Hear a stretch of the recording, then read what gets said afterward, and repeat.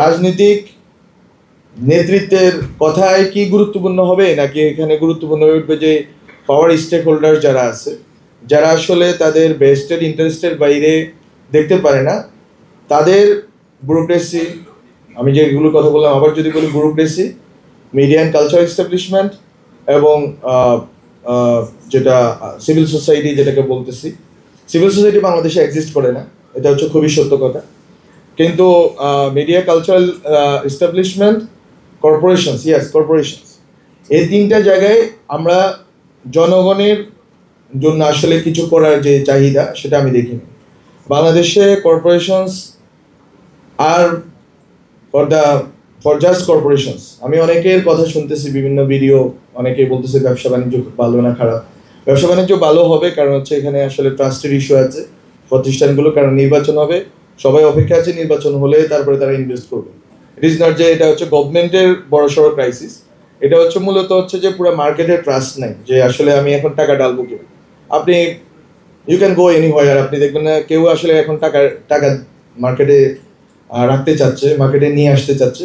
সবাই আসলে টাকাটা ধরে রাখতেছে, নির্বাচন হবে, 5 বছরের একটা গভর্নমেন্ট, সে ওইভাবে হচ্ছে যে টাকা রোলিং করাবে। So it is not the crisis যে ইকোনমিক ক্রাইসিস এখন খুব ব্যবসাপাতি হচ্ছে না, এরকম না। কিন্তু আমরা ইকোনমিক রিকভারির জায়গা থেকে আমরা অনেক দূর করছি। কিন্তু আমি যে একটা প্রশ্নটা করছিলাম, খুবই মানে আমার বামপন্থী বন্ধুদের কাছে খুবই খারাপ মনে হতে পারে, বাট আমাদের আসলে জাতীয় বুর্জুয়া একটা শ্রেণী দরকার, যারা আসলে জাতীয় প্রতিষ্ঠানগুলোকে শক্তিশালী করার জন্য কাজ করবে। কিন্তু আমরা গত 50 বছরে আপনি আপনার বাংলাদেশে কোনো জাতীয় বুর্জুয়া দেখতে পাবেন না। কিন্তু বাংলাদেশে এই বুর্জুয়ারা বেড়ে উঠছে 90-এর দশকে। এরশাদকে অনেক গালি দেওয়ার সুযোগ আছে, আমাদের গালি দিব, কিন্তু তারপরেও, এবং শহীদ জিয়াউর রহমান, ওনার সময় থেকে শুরু করে মোটামুটি 96 পর্যন্ত, এই সময়টাতে আমাদের এই বুর্জুয়া যাদেরকে আমরা আজকে দেখতেছি, অনেক টাকা পয়সা যাদের হাতে, অনেক গ্রুপ অফ কোম্পানি, তারা বেড়ে উঠছে। তারা বেড়ে উঠছে রাষ্ট্রের উপনদনা দিয়ে, তারা বেড়ে উঠছে রাষ্ট্রের যে জনগণের টাকা দিয়ে। জনগণের টাকা দিয়ে রাষ্ট্র তাদেরকে প্রণোদনা দিছে, গার্মেন্টস করার সুযোগ করে দিছে, আরও বিভিন্ন মার্কেট ডাইভার্সিফাই করার সুযোগ করে দিছে। তারা ওখান থেকে বড় হয়েছে। কিন্তু তারা আমাদের দেশকে কি দিল? সিভিল মিলিটারি ব্যুরোক্রেসির ক্ষেত্রে দুইটা কথা এখানে সত্য।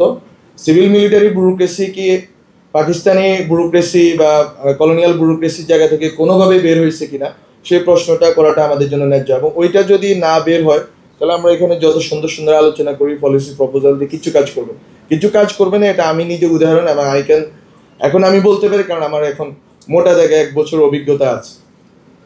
এবং আমি যেটা বললাম মিডিয়া কালচারাল এস্টাবলিশমেন্ট, এটাও আসলে বাংলাদেশের এখানে ইডিওলজিক্যাল কালচারাল কোয়েশ্চেন অনেকগুলো চলে আসে, but at the same time এটা খুবই গুরুত্বপূর্ণ যে বাংলাদেশে আসলে আপনি যখন পুরো ন্যাশনকে কল্পনা করেন, এই ন্যাশনের ভিতরে আসলে কাকে কাকে অন্তর্ভুক্ত করেন।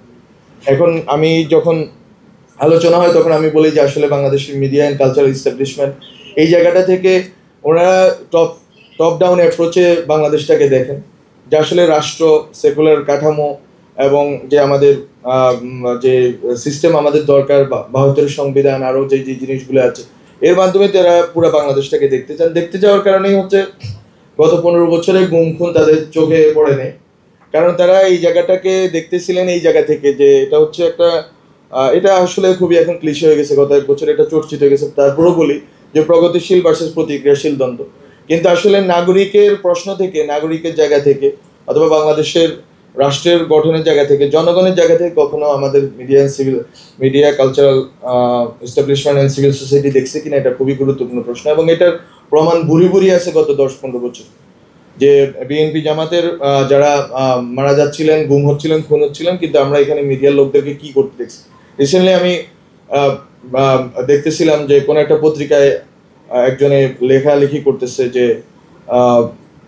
বিভিন্ন ব্যক্তি যারা গুম হচ্ছিলেন তাদের ব্যাপারে আসলে কিভাবে ন্যায্যতা উৎপাদন করছে আমাদের পত্রিকাগুলো। তো আমরা এই জায়গাটাতে ছিলাম গত 15 বছর। আমরা যে খুব বেশি বের হয়েছি এটা সত্য না, বড় আমরা যে এই কথাগুলো বললাম আমি একটু আগে, যে আপনি এই আনহোলি ট্রায়াড অফ পাওয়ার, এই ক্ষমতার এই যে তিনটা জায়গা থেকে নেক্সাস, যেটা এই যে বন্ধন যদি না টুটে, তাহলে হচ্ছে যে আমরা যত ভালো ভালো পলিসি নিয়ে আসি না কেন, এটা বাস্তবায়ন হবে না। 4 মাস ফাইল ঝুলে থাকবে। আমি মনে করি এখানে পলিটিক্যাল লিডার আছেন, অনেক পলিসি মেকার্স আছেন, তারা হয়তো পরবর্তী গভর্নমেন্টের সাথে কোনো না কোনোভাবে কাজ করবেন। ইউ উইল সি এটা আসলে অত সুন্দর জিনিস না যে আপনি বলবেন আর হয়ে যাবে, বরং ওখানে ফাইলটা 6 মাস ঝুলে থাকবে। ইউ নো ফর হোয়াট, কেন এটা ঝুলে গেল। এবং বাংলাদেশে ক্রাইসিসগুলো আসলে মিটিগেট করার দায়িত্ব কার হাতে যাওয়া দরকার, এটা আসলে আমাদের স্টেট আকারে অথবা আমরা স্টেট ম্যান আকারে আমাদেরকে ডিল করা উচিত। আমাদেরকে এই বিষয়টা নিয়ে আসা উচিত যে এটা কি এই সিভিল মিলিটারি ব্যুরোক্রেসি কর্পোরেশন ঠিক করবে, নাকি পলিটিক্যাল লিডাররা যারা রিয়েলি জনগণের প্রতিনিধিত্ব করেন তারা ঠিক করবে। এবং সবচেয়ে ভালো হয় এটাই কিনা যে আমরা যারা পলিটিক্যাল লিডার্স এবং এই যে যাদের কথা বললাম তাদের মধ্যে আমাদের জাতীয় যে ন্যাশনাল যে কনসাসনেস অ্যান্ড কনসেনসাসের কথা আমরা বলে যাচ্ছি গত 1 বছর, ওইটা থাকবে। এবং তারা রাজনৈতিক নেতৃবৃন্দকে সামনে দিবে যে ইউ লিড দ্য প্রসেস, আমরা তোমাদের সাথে আছি এবং আমরা এই রাষ্ট্রটাকে একটা ভালো জায়গায় নিতে চাই। প্রশ্নটা শেষ পর্যন্ত কিন্তু যেটা বললেন, অনেকে বলে গেছেন অ্যাক্সেসের এবং হচ্ছে যে সুবিধার, যে আমি কতটুকু সুবিধা পাচ্ছি। কর্পোরেশনসের বিরুদ্ধে আমি না, কিন্তু কর্পোরেশনসকে ভাবতে হবে যে এমন কোনো নীতিমালা, যেই ভালো নীতিমালা আসলে সেই উপকৃত হবে। মিডিয়া কালচারাল এস্টাবলিশমেন্ট ভাবতে হবে যে যদি জনগণের বৃহত্তর অংশকে যদি আমি যুক্ত করি, আমি ভালো করব। ফলে এই যে একটা গুডউইল এবং একটা যে আমাদের আন্তঃসম্পর্কের জায়গাটা, এটা যদি আমরা মিস করি তাহলে আমরা বারবার বিভিন্ন খাদে আমরা পড়বো, 1-11, তারপর আরও অনেকগুলো ক্রাইসিস আমাদের সামনে আসতে থাকবে এবং রাজনৈতিক সংঘাত অনিবার্য হবে।